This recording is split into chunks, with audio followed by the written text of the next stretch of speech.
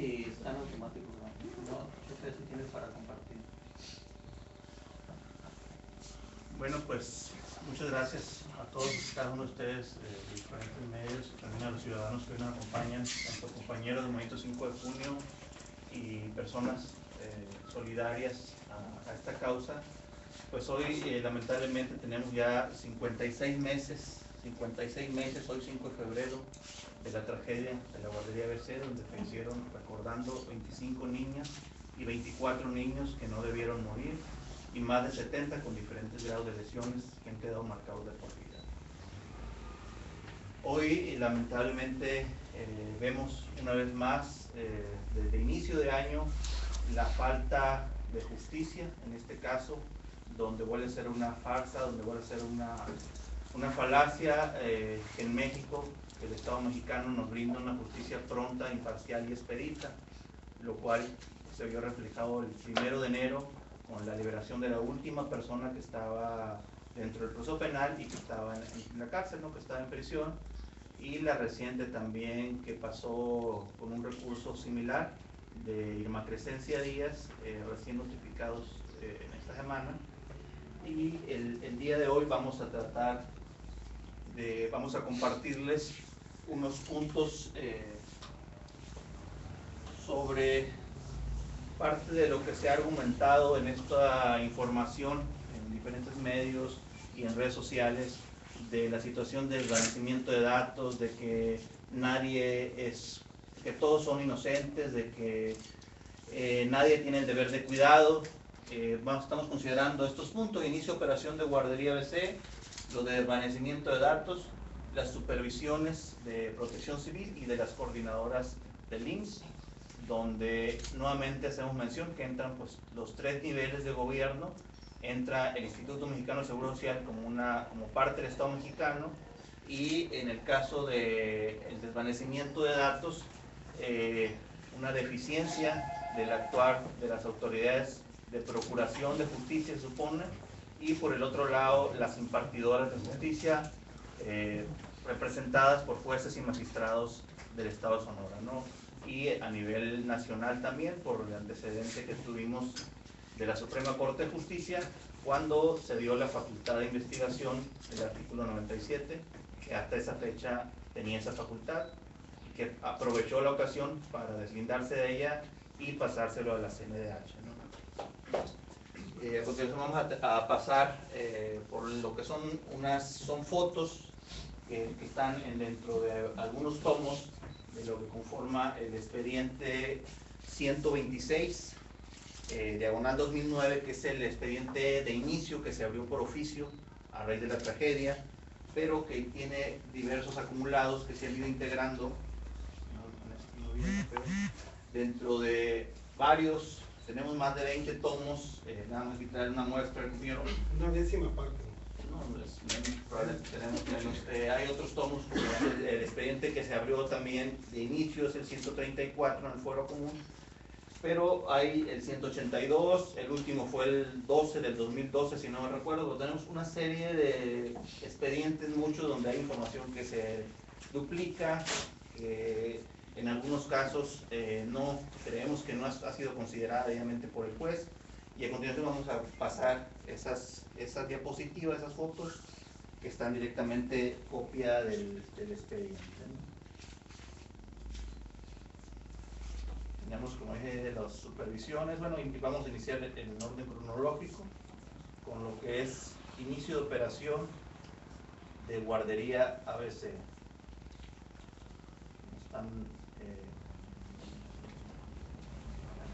Este es un documento. Ahí se ve que es José Manuel Matilla Urquídez, del 2 de... ¿cómo son copias? Desde noviembre 2 de 2004. A ver si se alcanza a ver ahí mejor. Por eso no se agregaron noviembre 2 2004, dirigido a IMSS. Esta persona, a la vez de ser el representante del arrendatario, dice que Ahí está. La presente va con el fin de hacer algunos comentarios hechos a la construcción del edificio donde se localiza la guardería BC, ubicada en la esquina de las calles Mecánicos y Ferrocarrileros en la colonia Y, en esta ciudad de Hermosillo, Sonora. Los cálculos estructurales y la construcción estuvieron a mi cargo. El diseño estructural de las zapatas de cimentación, columnas de concreto reforzado, cadenas de refuerzo, así como el diseño estructural de la techumbre formada por estructuras metálicas sobre las cuales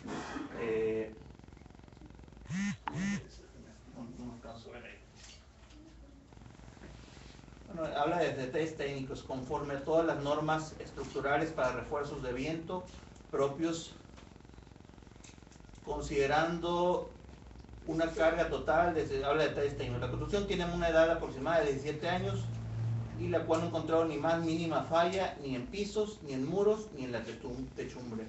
Siendo un poco, eso es importante, siendo un poco inmodesto, puedo mencionar que en el año del 92 se me otorgó el Premio Estatal de Ingeniería Civil por las múltiples obras de mayor cuantía que llevé a cabo en los estados de Sonora, Baja California, Sinaloa y Chihuahua. Esperando esta información sea conformidad, me despido atentamente. Ingeniero José Manuel Matillo Orquídez, ingeniero civil de Monterrey. Estamos hablando de un tío, primo de uno de los dueños de la guardería BC. Sí, de Gildardo Serrano. El segundo exonerado también por el mismo argumento que salió Marcia Gómez del Campo. Este es un documento, este es un permiso de una licencia sanitaria de Secretaría de Salud que se da a inicio de operación. Debe tener la fecha, no se da posteriores. Y tenemos, previo a este documento, cuando se dice que Marcia Matilde en ningún momento intervino en procesos administrativos. Aquí hay una foto de 9 de mayo de 2001, dirigida al arquitecto Landgrave Gándara, director general de Desarrollo Urbano y Obras Públicas. Por medio de la presente y de la manera más atenta solicitamos a usted la autorización de uso de suelo para el local ubicado en las calles Mecánicos y Ferrocarrileros, esquina Colonia Y, el cual tendrá un giro de guardería infantil vecinal comunitario al servicio del IMSS. Anexo encontrará un plano del área donde se ubica dicho local. Sin más por el momento, en espera de una cuenta, nos pedimos las socias fundadoras que hemos mencionado una y otra vez. Aquí están sus firmas. María Fernanda Camón Guillot, Marcia Matilde Gracia Gómez del Campo, que ella salió porque nada más era socia fundadora, fue la que decidió dónde poner la estancia infantil. El juez, cuando estuvimos platicando a inicio del año, dijo que ella pues salía exonerada por la cuestión de que nada más había aportado dinero y que ella no tenía nada que ver con el edificio. Aquí está la prueba donde Marcia Gómez del Campo fue la que solicitó el lugar, el espacio para poner la estancia infantil. Lo hemos mencionado en otras ocasiones, y que no es solo socia capitalista, sino que fue la socia inicial que decidió, junto con su otra socia, dónde estaba ubicada. Y que hasta ahorita esta persona, María Fernanda Camón Guillot, no ha sido procesada. Bueno, no sé, igual. Estos documentos igual se los podemos compartir, y los vamos a compartir en las redes sociales también. Esto es el 9 de mayo de 2001. Y aquí tenemos, bueno, vamos a darle a la respuesta que da el permiso de uso de suelo, dirección de planeación con el oficio, con el número de oficio, si se alcanza a apreciar.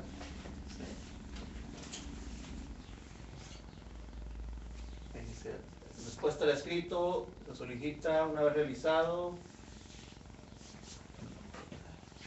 Ante esta dirección general, mediante el cual solicita dictamen de uso de suelos para un predio ubicado sobre la avenida de los Ferrocarrileros, esquina con la calle de los Mecánicos, en la colonia Y de esta ciudad. Le informamos lo siguiente.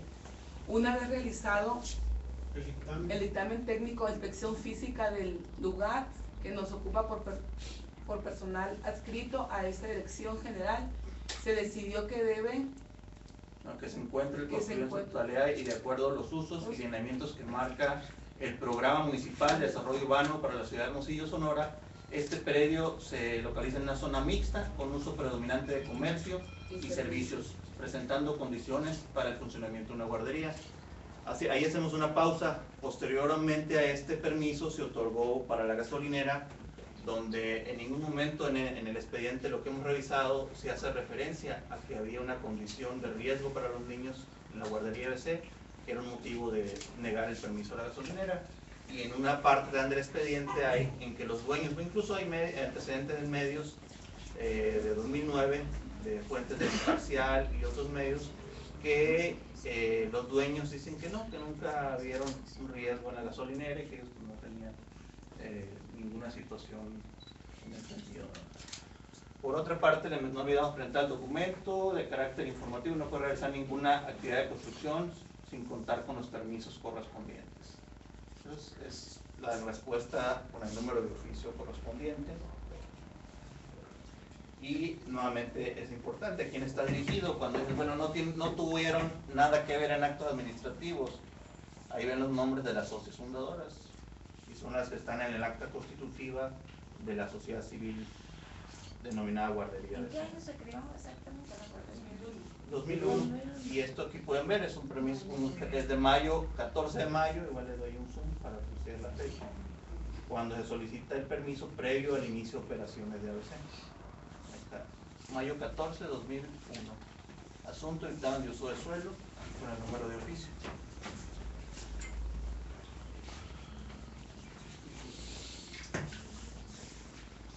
Creo que es el mismo.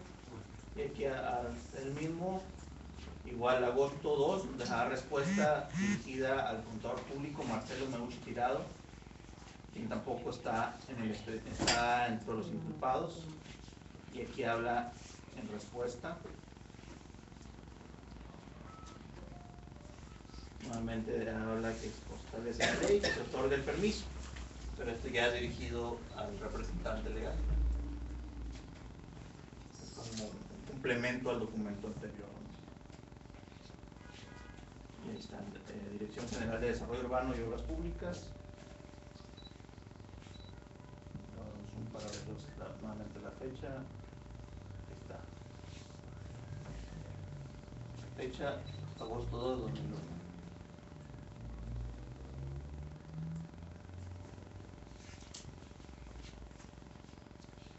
Y allá en la parte dice, en el tercer párrafo dice, por otra parte, hacemos de su conocimiento que la presente licencia de uso de suelo estará condicionada a lo siguiente, y que deberá contemplar un área de estacionamiento según estipulado en el reglamento de construcción para el municipio de Hermosillo, Sonora. Y desde ahí lo hemos mencionado, ha habido irregularidades en que nunca se contó con el estacionamiento, que en algunos planos o en el proyecto, en el anteproyecto, se consideraba como estacionamiento lo que es la bodega de Hacienda. Otra... Después de 8 años nunca hubo eso, estacionamiento. A ningún lado, ni por la botánica ni por la otra calle.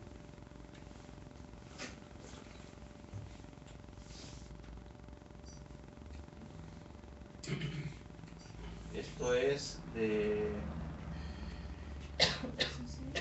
Dependencia de Bomberos, 17 de julio de 2001, dirigido a Antonio Salvido Suárez, representante legal.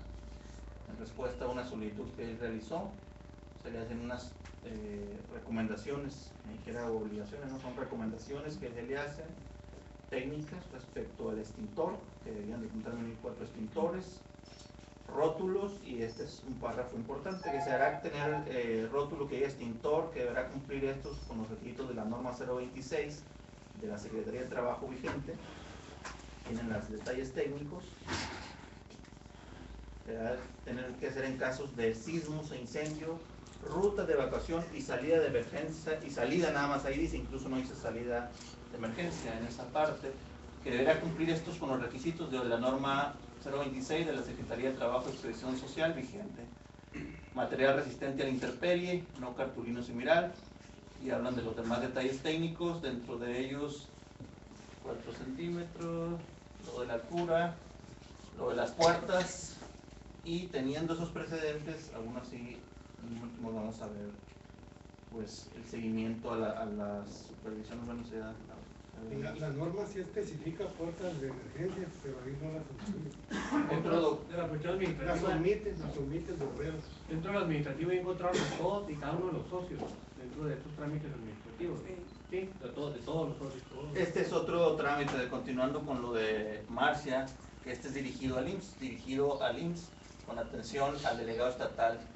Esto con 27 de marzo de 2001, con fecha previa al uso permiso del suelo, donde solicitan pues, el permiso para que le otorgue, que opere una guardería que ellos van a montar. Bueno, por medio del presente, la manera más atenta nos dirigimos a usted con el fin de presentar el establecimiento de una guardería para el servicio de los hijos de las madres aseguradas ante el instituto. Aprovechando el esquema denominado vecinal comunitario, es nuestra intención intervenir en las adecuaciones necesarias de un local para sea de buen funcionamiento, acatando las normas y disposiciones establecidas en dicho esquema. El local a considerar se encuentra ubicado, y eso es lo que ya mencionamos. La otra, Martínez, y ahí está, en esto de hecho ni lo firmaron o no tenemos, debe estar probablemente en otro tomo donde esté firmado. Este es de protección civil, pero ese ya lo vemos, el de inicial. Este es el vigente que estaba al 5 de junio de 2009. 4 de noviembre. Este es del 4 de noviembre de 2008, pero que tiene una vigencia exactamente. A partir del 24 de octubre de 2008, validando el término de su vencimiento, que era 2009, ¿no? Donde dice nuevamente, habiendo verificado las instalaciones de una estancia infantil denominada Guardería ABC, Sociedad Civil, ubicado en Mecánicos y Ferrocarrileros, en la colonia griega, dispone de equipo suficiente para la protección contra incendios y ofrece seguridad a la población civil, y cumple con el artículo 45, fracción tercera, del Reglamento de Protección Civil Municipal de Hermosillo, Sonora. Estamos emitiendo a favor este dictamen aprobatorio. Roberto, por favor. Firmado por otras personas que no, yo también soy inocente, yo no tengo nada que ver en el caso ABC. Estos son documentos que pues prueban lo contrario, ¿no? Eso es del inicio de operaciones, continuando en relación directa a lo de las operaciones. Tenemos aquí estas diapositivas. Esta se aprecia mejor. Es la que, bueno, es la misma que le di lectura, creo. Sí, 2008. Pero esto no, este es el que estaba vigente el 5 de junio de 2009, es lo que hay que hacer mención. Pero en 2007 prácticamente como que se copiaba el documento y se volvía a hacer el otro, ¿no? Hermosillo, Sonora, 2007, sí se aprecia en la diapositiva. Octubre 2007. Y dice lo mismo, del equipo suficiente para la protección contra incendio y ofrece la seguridad y cumple con lo establecido en el artículo 19 del Reglamento de Protección Civil para el municipio de Hermosillo, Sonora. Estamos emitiendo este dictamen aprobatorio. Y nuevamente aclara que tiene vigencia de un año y que lo renovaron en 2008. Pero es el nombre no del mismo. Sí, eso es la misma persona. Fírmame el documento para todo lo tenemos bien, ¿no? Ok, dame lo que nada. Bomberos, ahí está también. Nos remontamos desde 2006, desde un 6 de junio de 2006, donde se verifican las instalaciones de Guardería ABC, y de igual forma, en base al Reglamento de Prevención de Incendios, están emitiendo emitiendo un dictamen aprobatorio. Es lo mismo que mencionamos en 2007-2008, que habla de igual forma que tiene vigencia de un año, y firmado por Martín Francisco Lugo Portillo, del Departamento de Bomberos. Esos son los dos, pero esos, desde inicio de operaciones, si nos vamos a expediente, todos son aprobatorios, ¿no? Y en el caso de las supervisiones, antes de pasar a la última de Delia Botello, vamos a cortar nada más unas de Yadira Barreras, que también es otra persona que, bueno, no realizó supervisiones,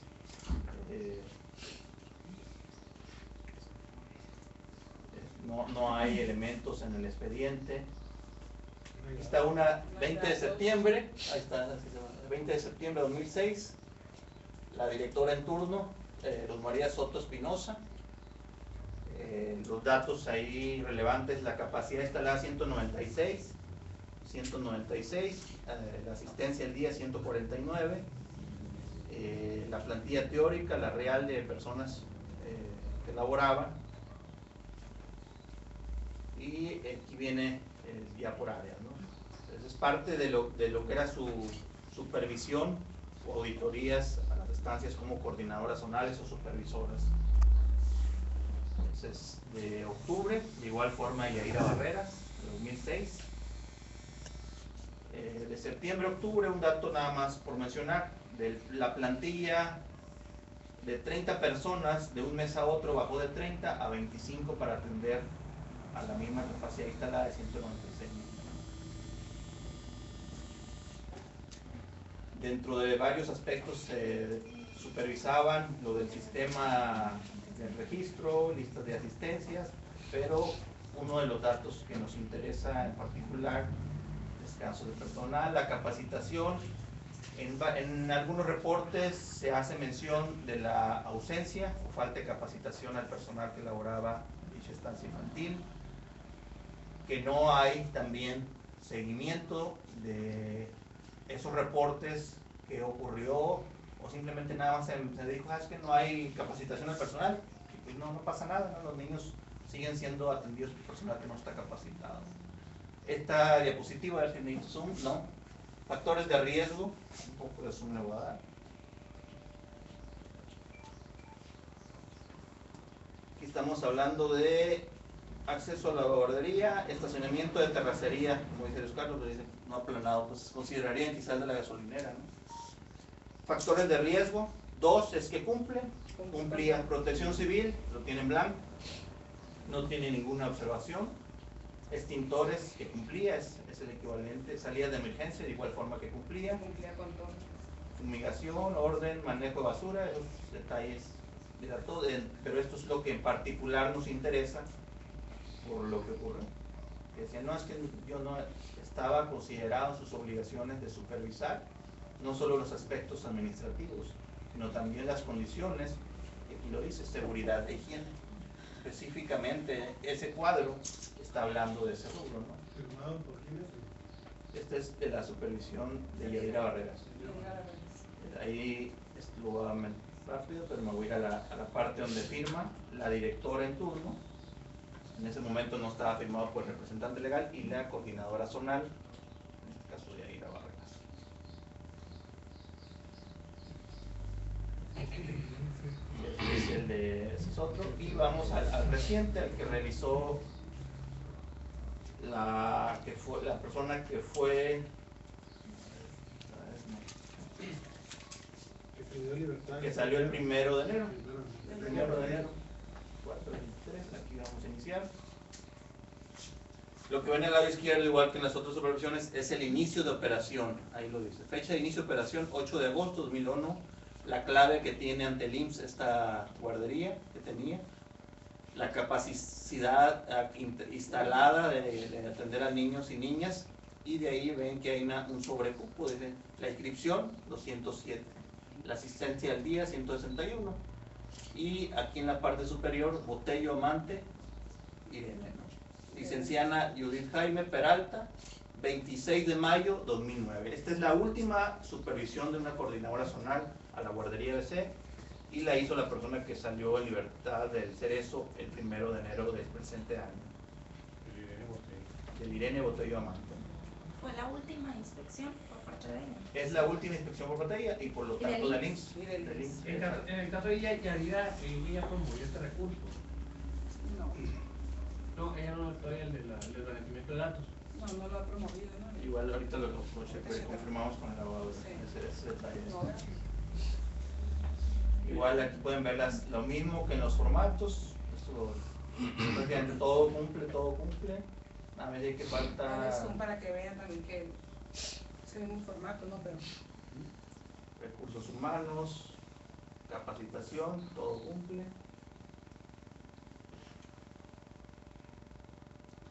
Y no necesito hacer el zoom, un poquito de zoom nuevamente a los factores de riesgo.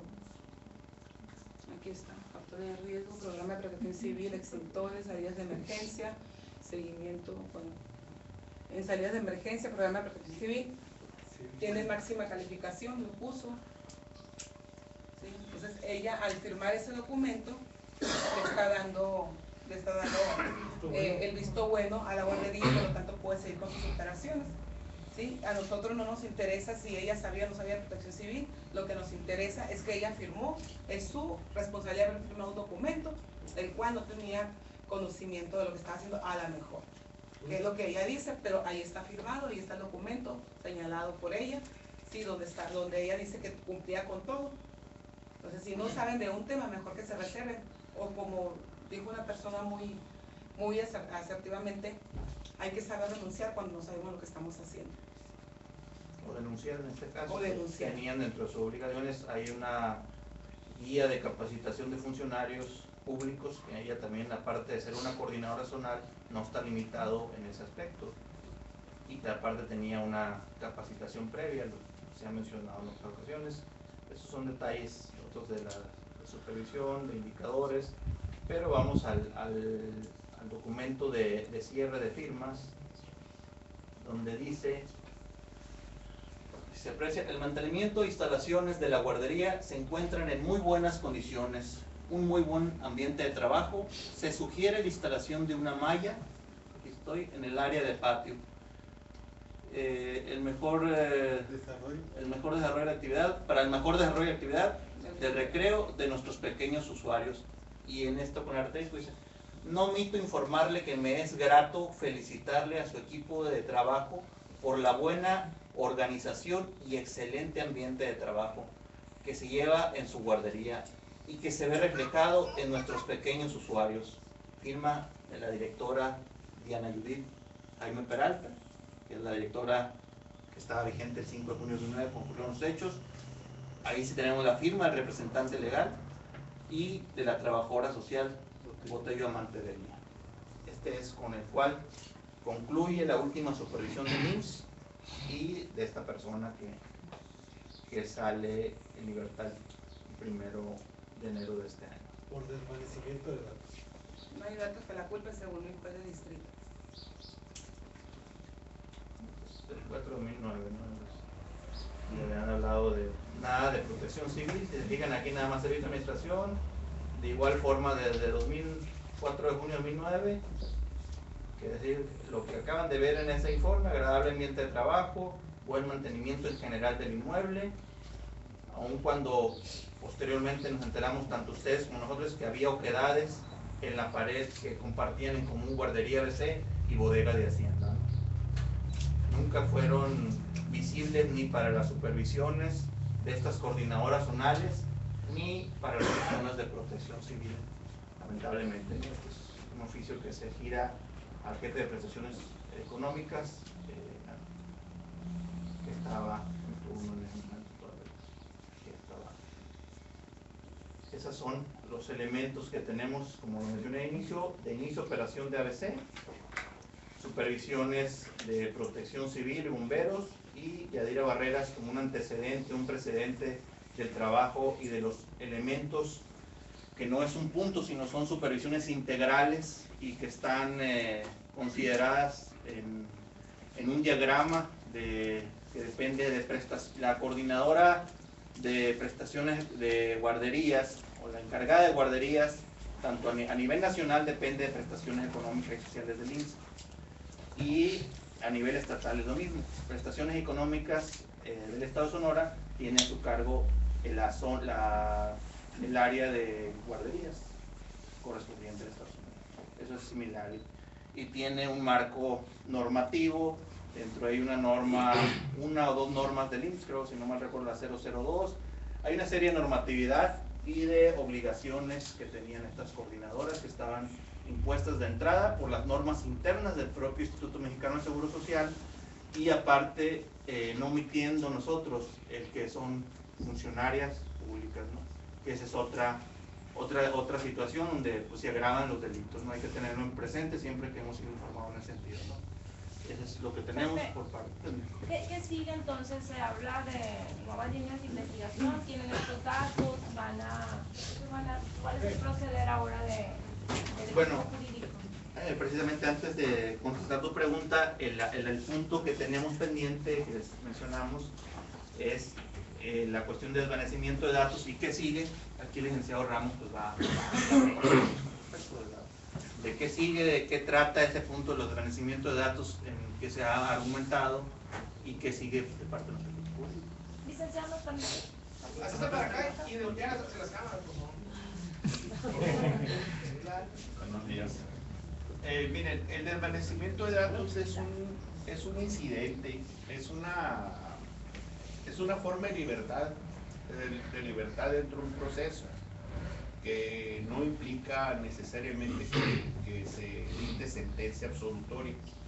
Es decir, el Ministerio Público es por ley, todavía en este sistema que tenemos todavía, es por ley la autoridad que investiga e integra las averiguaciones previas. Esa averiguación previa la consigna a un juez penal. El juez penal puede actuar de varias maneras ante una consignación. Puede ordenar la aprehensión del inculpado si es que no está consignado con detenido. Puede negar la orden de aprehensión. Dentro del término constitucional puede dictar auto de formar prisión o auto de libertad.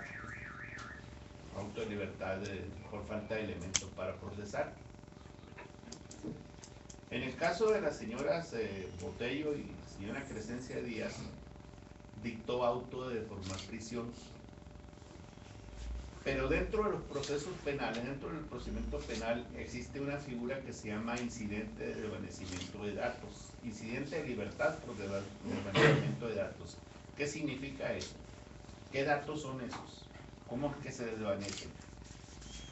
Quien integra las averiguaciones es el Ministerio Público. En un momento dado, lo que hizo el Ministerio Público puede ser suficiente para que se dicte auto de formar prisión. Porque el Ministerio Público tiene que probar dos cosas en una averiguación. Tiene que probar fehacientemente la existencia de un delito. Eso sí, fehacientemente. Si hubo un robo, que se robó algo, que algo fue robado, describir lo robado, etcétera, etcétera. Y lo otro que tiene que probar el Ministerio Público es la probable responsabilidad de alguna persona. Esos datos son suficientes para que en un momento dado el juez que conozca el asunto pueda dictar auto de formar prisión, auto que sujete a proceso una persona. Bueno. Pero el caso es que cuando se dicta auto de formar prisión, pero las pruebas de responsabilidad son endebles, son pobres, el juez puede revalorar su propio auto de formar prisión y a petición de las personas interesadas puede abrir un incidente de libertad por desvanecimiento de datos. Es decir, los datos que en un momento dado sirvieron para hacer probable, para establecer la probable responsabilidad de una persona, se desvanecen. ¿Por qué? Porque en el universo del expediente, estoy hablando ahorita de un expediente de más de 200 tomos, pues empiezan a surgir datos de origen que dicen, pues no era tan cierta la responsabilidad de esta persona. Claro está que en el caso de la señora Botello y la señora Crescencia Díaz, la responsabilidad respecto a la cual se le desvanecieron los datos es la única y exclusivamente la cuestión de los homicidios. Es decir, ellas habían sido imputadas por homicidios y lesiones culposas, además de por delitos por el servicio público, ¿no? El uso indebido del servicio público. A ellas las liberan, entre comillas, por el desvanecimiento de datos por en cuanto hace al homicidio y a las lesiones, y les dejan firme el auto de formar prisión por lo que se refiere a al uso indebido del servicio público. Contra eso, contra esa resolución, es obvio que procede recurso de apelación, que lo debe interponer originalmente debe ser el Ministerio Público, pero también los ofendidos. En este caso nosotros ya interpusimos recurso de apelación en contra de las dos resoluciones estas. Se va a ir a un tribunal unitario y circuito, a un tribunal de apelación. Lo que resulte, si nos es adverso, podemos irnos todavía a un amparo directo ante un tribunal colegiado de circuito. Es decir, no está dicha toda la última palabra, pero tampoco esto significa que estén exoneradas. La exoneración tiene que ser, la exoneración pues, no es un término estrictamente jurídico, ¿no? Es un término un poco más general, más coloquial. Lo que se refiere, lo que en términos penales significa es absolución, ¿no? La absolución no se da en estos casos. ¿Por qué? La absolución solamente se da en sentencia definitiva. O porque al inculpado se le formulen conclusiones no acusatorias. Es decir, cuando el Ministerio Público de plano dice, juez, no tengo elementos para acreditar la responsabilidad plena de fulano de tal en la comisión de este delito, entonces formulan conclusiones no acusatorias y el juicio se sobresee, y eso sí es una absolución. Pero en el caso de los incidentes de libertad por desvanecimiento de datos, esas resoluciones no son definitivas, ni implican tampoco que ningún sentido de absolución. El problema aquí, que yo ya les he tratado de explicar a los papás y mamás del momento 5 de junio, el problema es este. Técnicamente el Ministerio Público, con el auto de libertad por desvanecimiento de datos, al Ministerio Público el juez le está devolviendo el expediente. Le está devolviendo el expediente para que lo integre bien. Es decir, cuando el Ministerio Público es el único órgano que puede presentar una acusación ante un juez penal. Si la acusación está mal hecha, el juez se la devuelve. En este caso, se la está devolviendo después de haber dictado una prisión, porque dentro del proceso se encontró el juez con, según el juez, ¿no? Se encontró con que los datos indiciarios que hacían probable la responsabilidad de Delia Botello o de la señora Crescencia Díaz no eran tan sólidos como para poder presumir su probable responsabilidad. Eso no significa que el Ministerio Público no esté en actitud legal de volver a intentar presentar una nueva imputación, corrigiendo los errores de forma y de fondo en que incurrió. ¿Dónde está la explicación de todo esto? La explicación es que este proceso, el proceso derivado del incendio de la guardería ABC, fue primeramente conocido por la Procuraduría General de Justicia del Estado de Sonora, en la época en que estaba de procuradora Abel Murrieta y de gobernador Eduardo Burso. En realidad, los que no estábamos involucrados, hablo por mí, no estábamos involucrados todavía en esos momentos, en los primeros 5 días del evento del 5 de junio, veíamos con extrañeza el manejo mediático y el manejo enredoso que se estaban dando de las investigaciones. Cerrado completamente la información. Los papás, aquí llegó por primera vez con nosotros, llegó Abraham Fraijo, y lo mandé al Ministerio Público para que no le quisieron enseñar nada. No les tomaron declaración a los papás, es decir, a las víctimas no las tomaron en cuenta nunca, absolutamente nunca los tomaron en cuenta. Y mientras haciendo conferencias de prensa, hablando de que iban a por todos y quién sabe qué, y final de cuentas al final de cuentas, una semana después de la tragedia, consignan a 14 personas ante el juez penal del fuero común, al juez octavo. De esos 14 solamente le aceptan a 13, a uno no se lo aceptan como probable responsable, al señor Matiela Quides. No se lo aceptan. Es el constructor, ¿verdad? Es el dueño del inmueble. El arrendatario y el que les mostré ahorita que fue como perito que el inmueble cumplía para verse también en la diapositiva, en la foto. Ser el dueño y a la vez el perito. Al momento que le entregue eso al IMSS, hace una función de perito. Es decir, yo no por echarme flores, pero soy una eminencia y tiene la capacidad y todo para operar como guardería BC y a la vez firma como a nombre de la señora, no recuerdo ahorita el nombre, pero él es el que firma como Norma Mendoza de Madrid. Yo estoy... ¿Vale? No, es que a final de cuentas lo que muestran, pues están los nombres tanto de dueños como de las coordinadoras y todos están libres, pues. Entonces va a ser una nueva línea de investigación, o sea, a lo que entiendo, abogado, no están exentos todavía de ser, o sea, de volver No a prisión. están exentos desde el ¿o punto de vista jurídico, no están exentos porque no hay una sentencia que diga que son inocentes. Es decir, cuando a una persona le imputan, la señalan como probable responsable del delito, ¿verdad?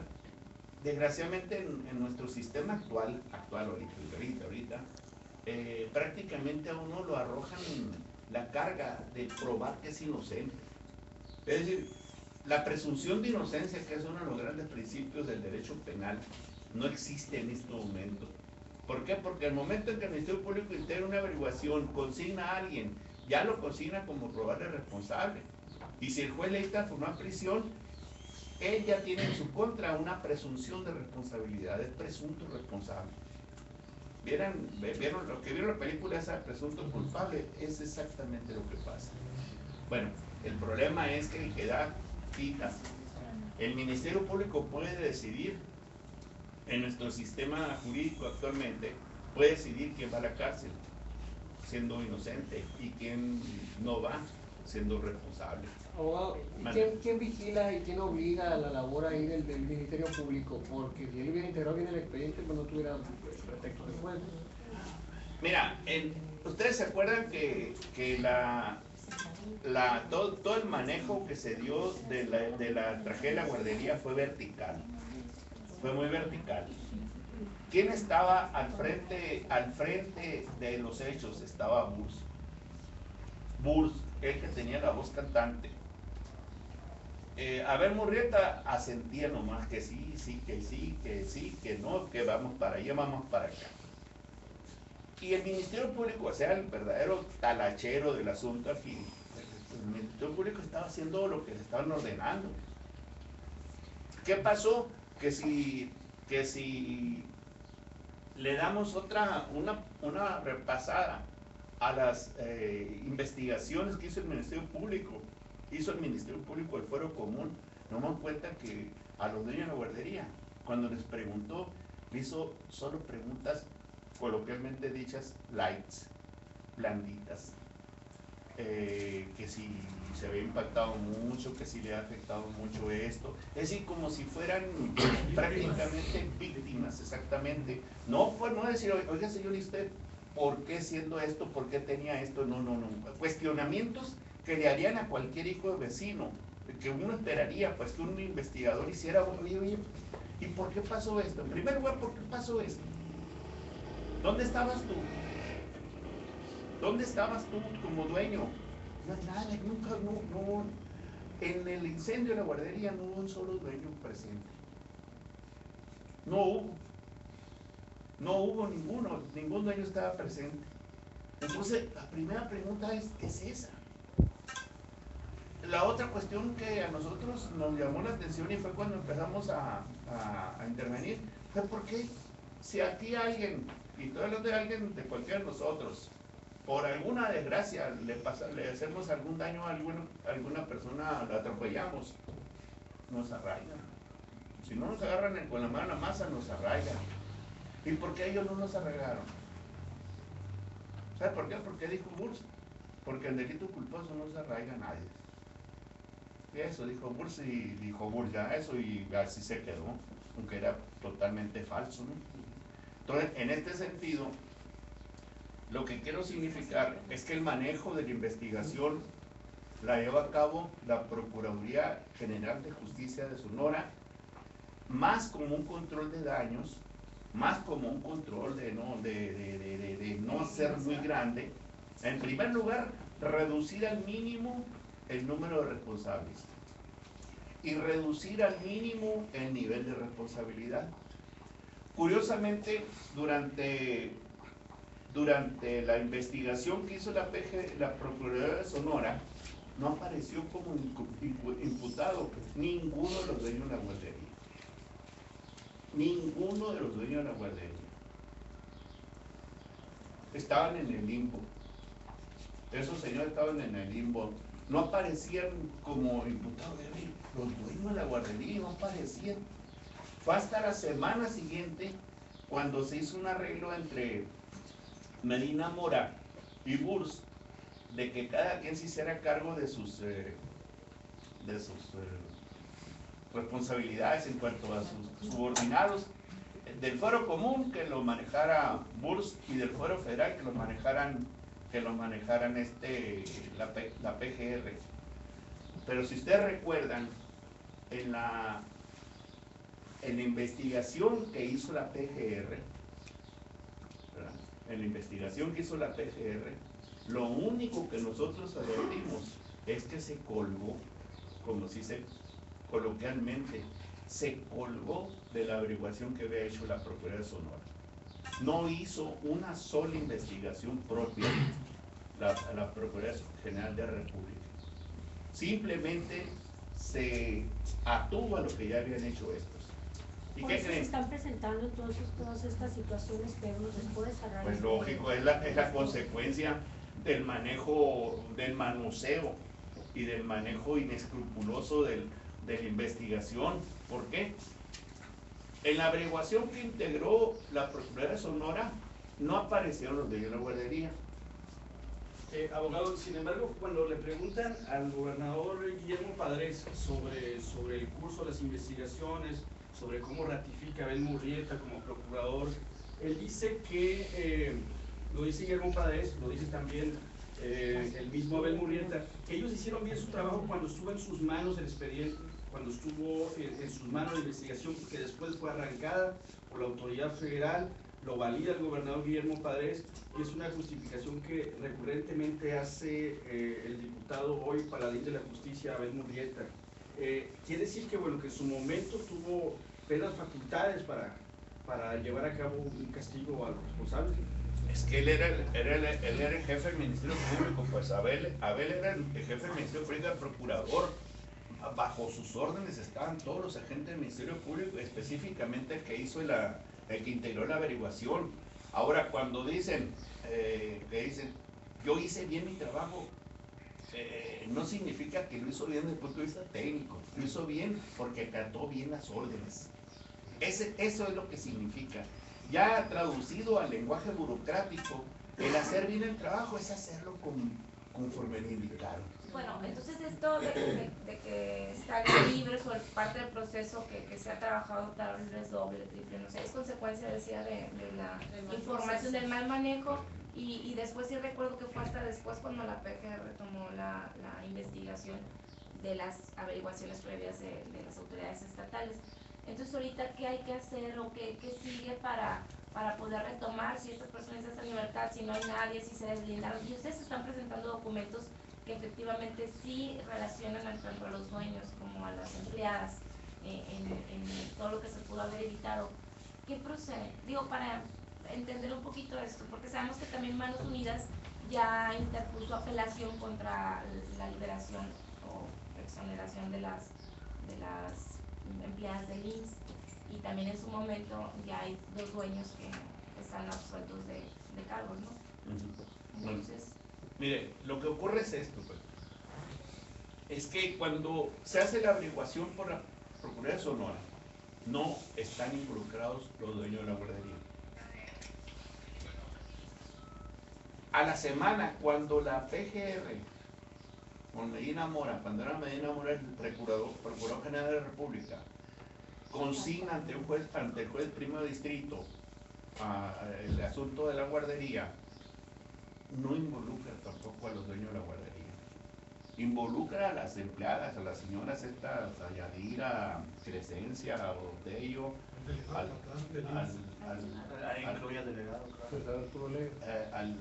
Arturo Leiva Lizárraga y a un señor que ya fallece.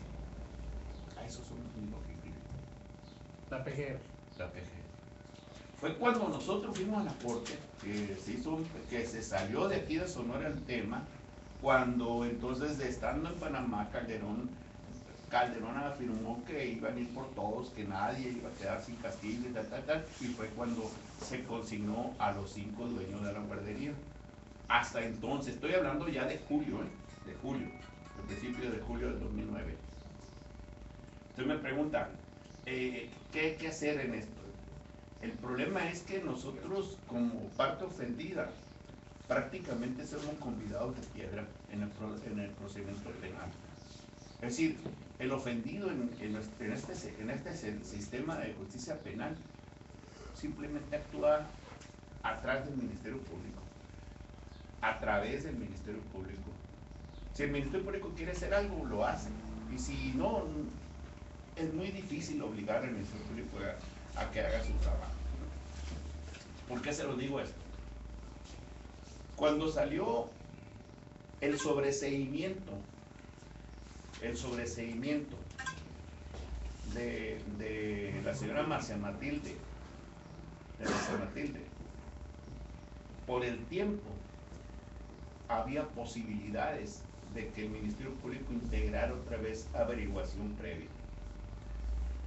Hablamos nosotros con la subprocuradora general de la República, vino que era Hermosillo, ¿cómo se llamaba aquella señora? Sí, de hecho hablamos desde el 10 de mayo de 2011 directamente con la titular, con Marisela Morales, y en esa reunión, como dice el licenciado, nombró de responsable directa de la PGR a la subprocuradora Dilcia García, que en ese momento asumió un compromiso de venir directamente aquí a la delegación, trabajar con la delegación de PGR y reunirse con los afectados, el movimiento 5 de junio y el licenciado, para ponerse a disposición con el licenciado de aportar elementos. ¿Qué pasó? No pasó, creo, ni un mes o 2 meses, es removida del cargo.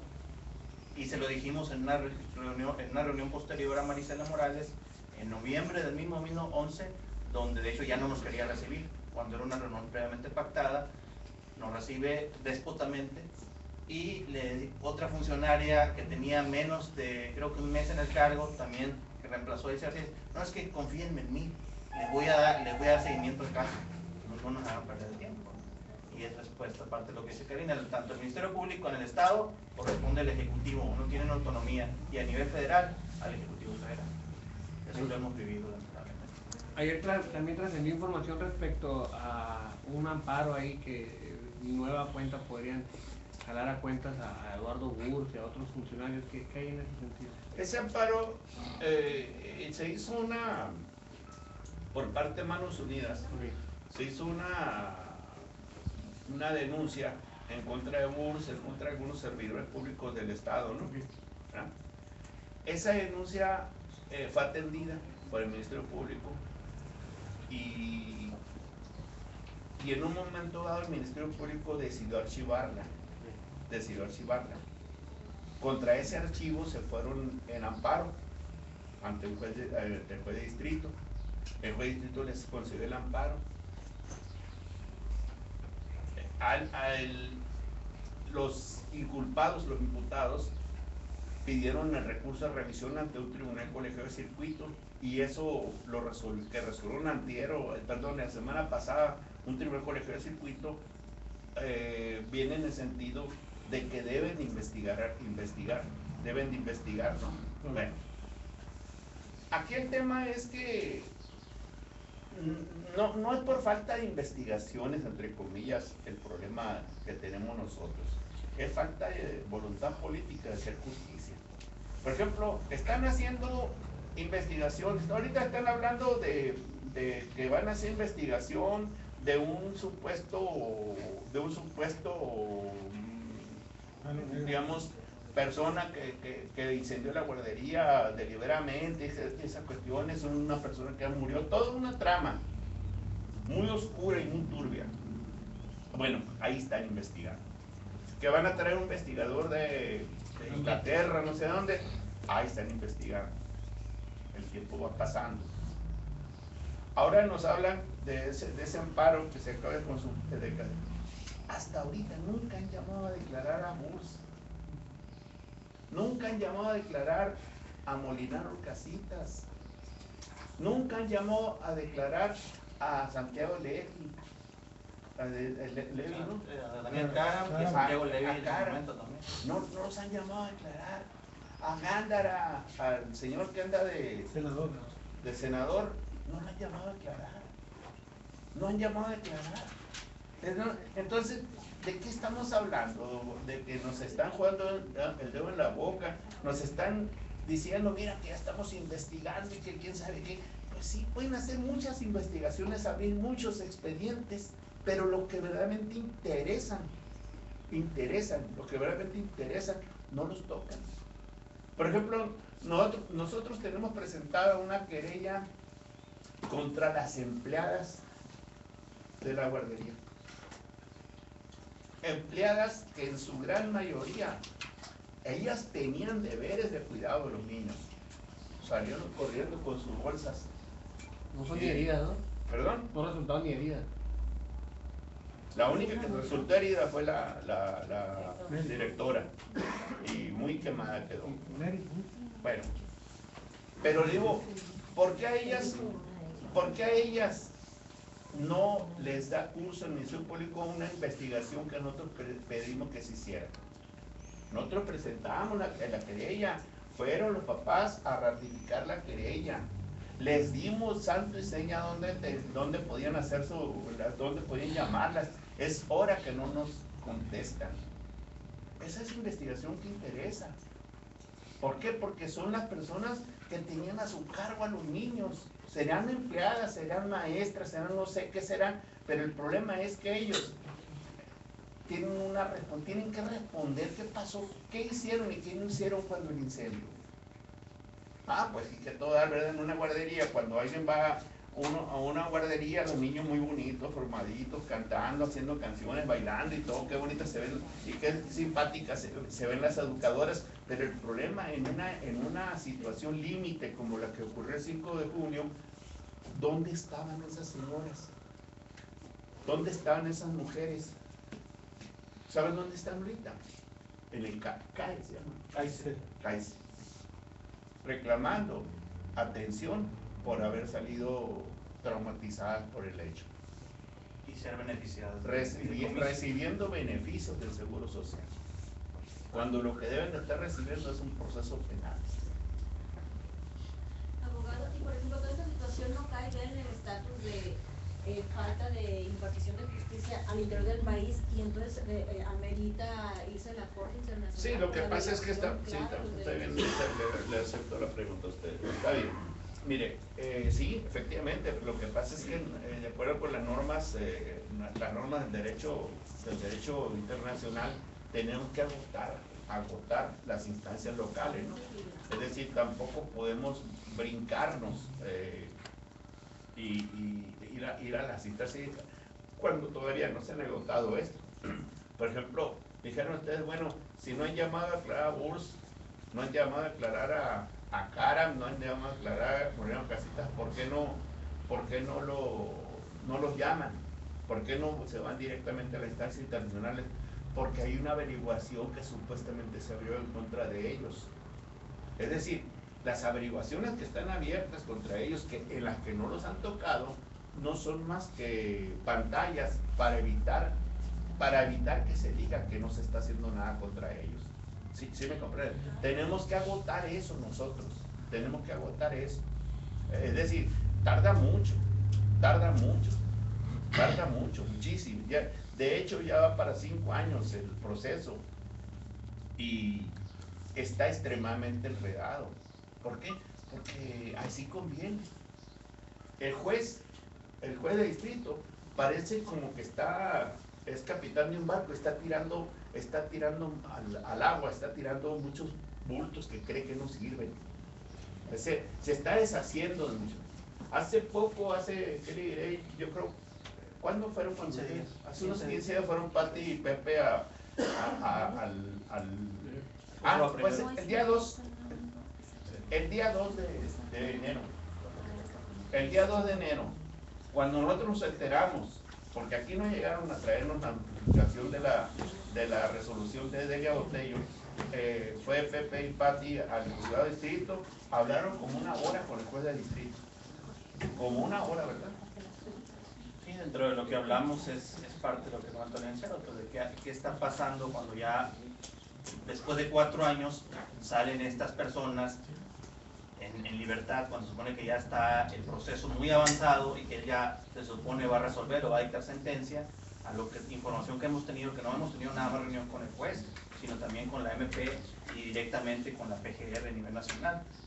Dentro de varios temas que tratamos ahí, es el de las empleadas.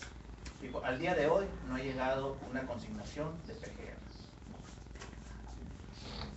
¿Qué otra cosa importante que nos dijo? Cuando hablamos de tiempo ahorita que pregunta... Pues cuando estuvimos con el juez, lo que yo percibo de esta persona, ¿no? De Raúl Martínez, es que lo único que quiere es ya desafanarse de este caso, pasarlo a la siguiente instancia, salga como salga, pero sí tratando de sacar a lo más que pueda de responsables, ¿no? Yo le pregunté por qué cuando pasó lo del incendio de la guardería ABC, la PGR lo puso como un delito grave, doloso, y cuando llegó a sus manos lo reclasificó a culposo, porque él simplemente dice que ni los dueños de la guardería ni los funcionarios públicos fueron a incendiar, ¿sí? la estancia. O sea, por eso para él es culposo y por eso para él Marcia Gómez del Campo no tenía deber de cuidado. Igual él no resolvió eso, pero subió a otra instancia, pero él piensa lo mismo, ¿sí? Entonces le digo, ¿quién tenía el deber de cuidado de los niños? Dije, o sea, es el Estado mexicano. Nosotros confiamos a nuestros hijos al Estado mexicano porque estábamos trabajando y son responsables los 3 niveles de gobierno con los particulares. Entonces le digo, si usted dice que estas personas, las coordinadoras zonales, no tenían deber de cuidado, que ni Marcia Gómez del Campo tenía deber de cuidado, quiero imaginarme que entonces todo el peso de la ley va a caer sobre las niñeras de la guardería ABC, le dije. Ay, me dice, pues de aquí no llegó ninguna consignación contra ellas. Ah, pues le va a llegar porque hay una denuncia. ¿Y para qué más? ¿Se va a alargar más esto? Así nos contestó el juez. Así nos contestó. ¿Qué es lo que quieres? ¿Que se alargue más 2 años más? Que se alargue más lo que tenga que hacer. Le dije, lo que queremos es justicia. Le dije. Eso es lo que queremos. Justicia. Vamos con la MP a PGR y le estamos preguntando sobre el proceso, cómo va lo de las maestras y todo eso. Y no, también que tiene sus dudas con ciertas personas y que no sé qué tanto. Pero lo bueno me dice que pues hay instancias internacionales, ¿no? La MP. Oye, me le dije, licenciada, ¿y entonces para qué te pagamos a ti? ¿Para qué le pagamos a los jueces? ¿Por qué tenemos que ir a buscar justicia fuera del país? ¿Para qué es el Poder Judicial aquí en México? Si ya están pensando, ellos como autoridades, los impartidores de justicia, están las instancias interamericanas, están alargando, están enredando todo eso. Y lo que yo quiero aclarar aquí, que las personas que han salido, como Marcia Gómez del Campo, como Gildardo Ortiz, exonerados o les llaman inocentes, incluso ciertos periodistas llamaron inocente a Delia Botello, no es inocente, ni tampoco Irma Crescencio son inocentes, ¿sí? Ellas son responsables de eso, nada más que han salido, ¿sí? Bajo ciertos argumentos jurídicos, han salido del proceso por el mal manejo del expediente, por el manoseo que ha habido desde el inicio. No es porque sean inocentes, ahí mostramos unos documentos firmados por Delia Botello, hay mucho más documentos que no los podemos saturar tanto de información, que poco a poco lo vamos a ir sacando, ¿sí? Pero no son inocentes, pero hay una línea muy tremenda así del juez de distrito Raúl Martínez, que él se quiere desafanar de todo y quiere dejar en libertad a todo mundo, por lo menos en primera instancia. En relación con lo que dice Patricia antes de la pregunta del licenciado de las cuestiones políticas, al cuestionarle al MP el por qué no se ha integrado la averiguación y posteriormente el juez dicte o proceda con una orden de aprehensión, que no depende nada más de ella, depende del delegado o sus superiores y de las oficinas centrales, que estamos hablando de la PGR, que a su vez depende del Ejecutivo de la Federación. ¿Qué pasa con los otros dueños? Sandra Telles y Antonio Salido, Sí, y esos creo están, que otra están persona. Son ellos los nada más. ¿Ellos están amparados a estas alturas o cómo es su No, estatus? andan en libertad bajo caución, bajo fianza. ¿Cuántos estuvieron sujetos al proceso y cuántos ya están exonerados, por decirlo de una manera, ¿no? Porque hay otros procesos que están todavía por definirse. En este momento, ¿cuántos más o menos? Hay dos que están con sobreseimiento y ese sobreseimiento tiene efectos de sentencia absolutoria, que son Marcia Matilde y Gilardo Quínez, esos dos. Y estas dos señoras, Crescencia y Delia Botello, que están, tienen una resolución de libertad por desvanecimiento de datos, ¿no? Serían 4 que ya están. Serían 4 personas, 2 que están en definitiva. Absueltos completamente. Pues sí, pues tiene efecto absoluto. Eso ya se llevaría, se podría llevar a la Corte internacional. Interamericana. Aquí en México no los van a tocar ya. ¿Y las otras dos, las trabajadoras?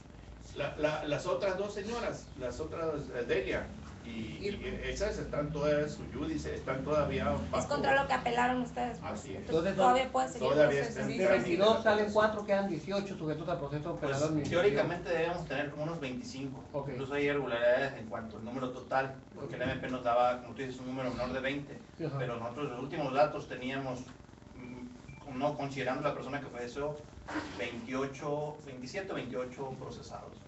Que actualmente ninguno está en la cárcel. No, actualmente. Y nomás, abogado, para tratar de entender lo enredado que está el caso, ¿cuántas apelaciones, cuántos juicios distintos en lo jurídico, no dejando de lado lo administrativo, cuántos distintos procesos hay dentro del caso ABC ahorita? Mira,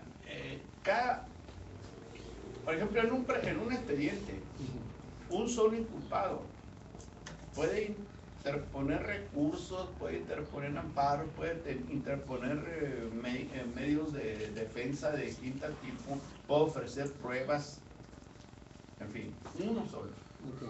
Ahora eso multiplícalo por 27. Estamos hablando de decenas de procesos dentro de un solo caso. Sí, exactamente, se proliferan los procesos que cada quien se está defendiendo. Podría ser una centena, por decirlo, nomás para tener una cifra que por lo menos 50 procesos adicionales al proceso principal hay.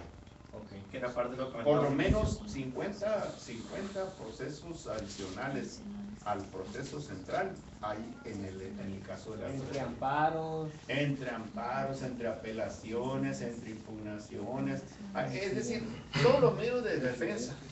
El problema es que aquí parece ser que desde el principio nosotros le advertimos al procurador que no convenía meter en un solo costal a todos porque se iban a diluir las responsabilidades.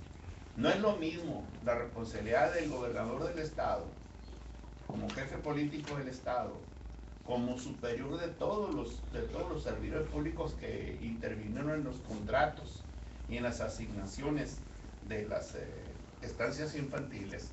No es la misma responsabilidad que la del mensajero o que la del bombero que no hizo la inspección correcta o que la del jefe de protección civil. Es un desfase tremendo de responsabilidades y sin embargo decidieron, entre comillas, por economía procesal, juntarlos a todos, y ese es el asunto de que lo tienen empantanado. Yo como abogado, les voy a decir, les tengo que decir honradamente, yo no me puedo oponer a que cualquier inculpado haga uso de los medios de defensa que tenga a su alcance, porque eso es lo constitucional, ¿verdad? Pero lo que sí digo yo, ¿por qué no han separado los procesos? ¿Por qué los han juntado todos? Tiene también su historia, Acuérdense que en primer lugar, no todos los niños murieron el mismo día. Para empezar. Un número muy grande de niños falleció el 5 de junio, pero en los días subsecuentes fallecieron otros niños que no estaban considerados en la averiguación previa. poco a poco, hasta los últimos niños, que falleció el último niño, pues, Juan Carlos, ¿verdad? El niño, ese dio origen a otra averiguación y a otro expediente. Ahora, no todos los papás o mamás de los niños lesionados se fueron a presentar querellas primero. Dígame, si usted es mamá, si usted es papá, lo que quiere es que ver que su hijo no se le muera o que se cure, ¿verdad? Más todavía los niños que han tenido que llevar a Shriners, al otro lado, ¿no? ¿Qué van a tener cabeza para andar presentando querellas? Pero la presentaron. ¿Y saben cuándo la presentaron? Un año, año y medio, 2 años después. Oh, el nombre del MP, si nos recuerda, y o sea, si en el caso aquí. Está en la averiguación. Por de lo estoy mencionando, pues, pero no el nombre. Abel Murrieta es el nombre del MP. Sí, ahí está. Y también, y bueno, lo que yo tengo conocimiento, que la ley marca que una persona no puede ser procesada 2 veces por el mismo delito, algo así. Pues, y en el caso de estas 2 empleadas que salieron, ¿cómo sería? No aplica eso de que se mismo delito. No, porque cuando dicen que alguien no debe ser juzgado 2 veces por el mismo delito, el juicio implica sentencia. Ah, ok. O sea, el principio debería decir, si queríamos ser más claros, nadie puede ser sentenciado 2 veces por el mismo delito, ¿no? ¿Verdad? Lo que ocurre es que juicio es cuando se decide si alguien es inocente o culpable, ¿verdad? Entonces, es decir, la palabra juicio se aplica siempre cuando en un momento dado un tribunal decide si alguien es inocente o culpable. Entonces, el principio del non bis in idem, el principio de que no puede ser nadie juzgado 2 veces por el mismo delito, quiere decir que nadie puede ser sentenciado 2 veces por el mismo delito. ¿Cuántas personas están entonces a estas alturas libres bajo fianza? No sé cuántos amparados, si podemos manejar. Están alrededor de 20. 20 amparados. 20. Amparados, 23. Sí, pero no, porque quitamos 4, pues quitamos a... Tengo 28 menos 1 que se murió, 27. Eran 23, pues si eran 27. Sí, 23 amparados. Sí, no, pero no están amparados, andan en libertad bajo fianza. Esta es una parte de los tomos, nada más, pero lo que es evidenciado, miren, es el 126 y los acumulados, 133.09 fue uno, 134.09 fue otro expediente que se agregó al juzgado. ¿Quieres saber cómo se llama el Ministerio Público? El MP bueno, puede estar el 130, el del Foro Común, dice, porque el Foro Federal está... Abogado, 2 preguntas. La investigación y resultados que presentó la Suprema Corte, ¿de qué sirvieron o cómo se inscriben en todos estos procesos jurídicos tan complejos? Y la segunda es las nuevas ordenanzas o nuevos procesos jurídicos como los juicios orales y todo esto que ya se van a implementar, ¿en qué afectarían todo esto que estamos hablando? Buena pregunta, muy buena pregunta de las dos. Mire, son buenas, muy buenas, le voy a decir porque me permiten explicar una cuestión importante. La primera se refiere a qué? A lo de la Suprema Corte. Mire, el trabajo que hizo la Suprema Corte fue un trabajo de mucha profundidad y muy amplio. Abarcó toda la temática relacionada con las guarderías, no la de Hermosillo, sino la del país. La comisión investigadora de la Suprema Corte, la comisión que estuvo integrada por los magistrados Cien Mota Cienfuegos y Carlos Rosón Sevilla, hicieron un trabajo desde el punto de vista jurídico impecable. Ese le dio base a la Suprema Corte para establecer criterios que no han sido atendidos. No han sido atendidos por esto. La Constitución dice que cualquier autoridad que tenga conocimiento de un delito debe proceder de oficio.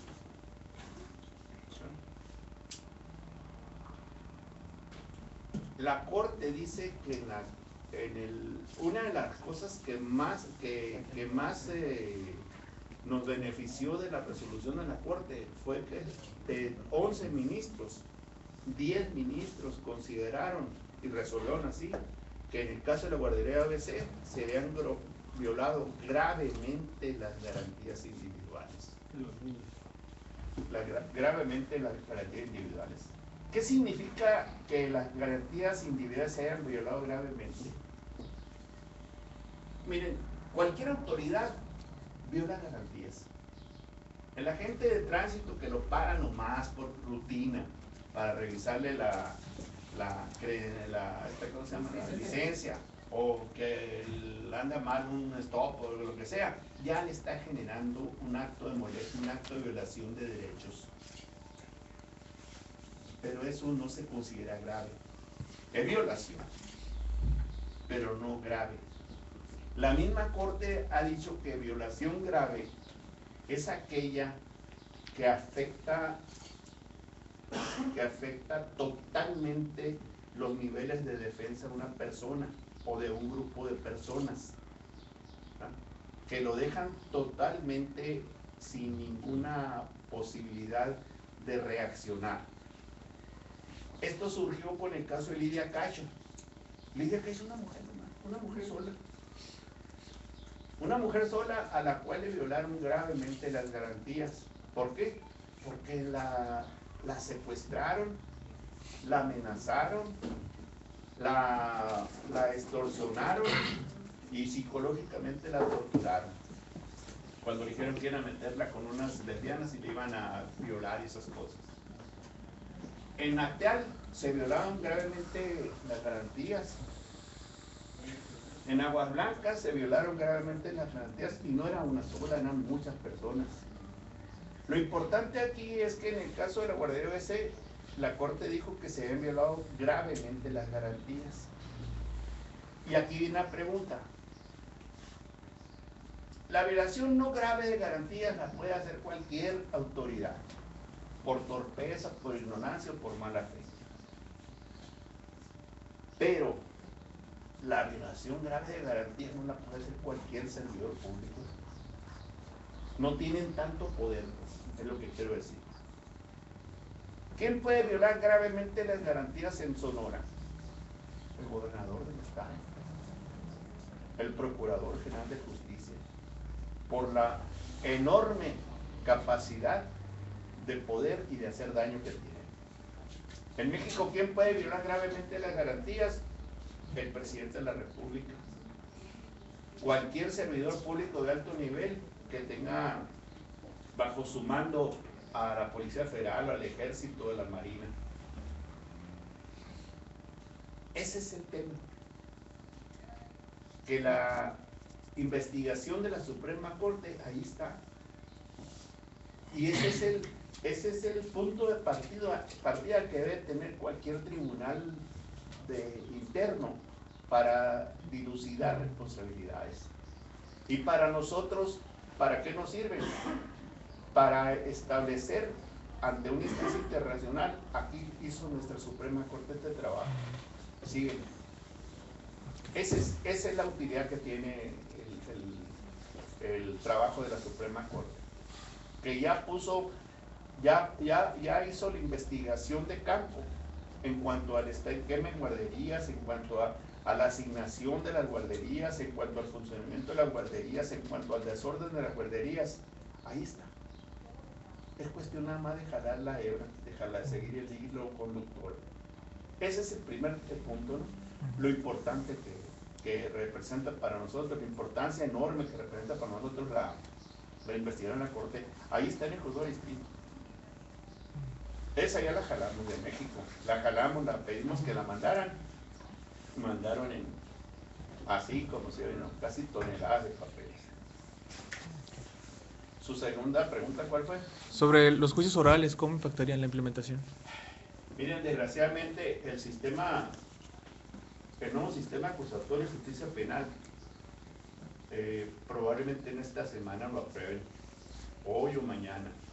Ya está hecho el dictamen, la minuta, perdón, del Senado, se llama Código Nacional de Procedimientos Penales, pasó a Cámara de Diputados, según leía la información de ahora, hoy o mañana pasan al pleno la discusión del Código Nacional de Procedimientos Penales. Es obvio que es otro esquema, es obvio que representa mayores posibilidades de intervención de las partes afectadas y de las partes inculpadas en un proceso. Desgraciadamente no se aplica al caso de la Guardia Vecina. No se aplica para nada, para nada. No tiene fines retroactivos. No, para nada. Desgraciadamente, la pregunta es muy inteligente, le digo, pero desgraciadamente la respuesta no puede ser otra. Es decir, el Código Nacional de Procedimientos Penales se expide porque era un desorden en todo el país. En 2008, el 18 de junio del 2008, se reformó la Constitución para establecer un nuevo sistema acusatorio. Se dieron 8 años para que en el país se implementara ese sistema. Pasaron 5 años, ¿verdad? Y en menos de 13 estados había sistemas acusatorios. Los primeros sistemas acusatorios se unen en Chihuahua y Nuevo León. Actualmente están en Baja California, en Nayarit, en fin. Y todos los sistemas esos, locales, están con un desorden. Por ejemplo, hay un procedimiento penal abreviado, así se llama, un procedimiento penal abreviado, que en Baja California solamente lo puede promover el inculpado, y en Nuevo León solamente lo puede promover el Ministerio Público. Ya, desde ese momento ya tenemos un desorden. ¿Qué pasa? Que en octubre del año pasado, el Congreso de la Unión, como la espada de Damocles, nos rompió el nudo gordiano y estableció una reforma constitucional para que fuera el Congreso de la Unión el único que podía expedir un código único de procedimientos penales. Y un código, también una ley única de medios alternativos de solución de controversia, o sea, conciliación y mediación. Va a expedirse una ley en ese sentido. Y una ley única también de ejecución de sentencias. Lo que se va a dejar a los estados son las leyes orgánicas del Ministerio Público, del Poder Judicial de cada entidad federativa y de la Defensoría Pública. Y a nivel federal también, a nivel federal va a haber una ley orgánica del Poder Judicial Federal, o un Ministerio Público Federal, que inclusive dentro del paquete de reformas enorme ahora se va a llamar Fiscalía General de la Nación, ¿no? De acuerdo con la reforma política que todavía no ha, ya promulgó Peña Nieto, pues todavía no ha salido publicada. Eso es. A sus órdenes. Gracias.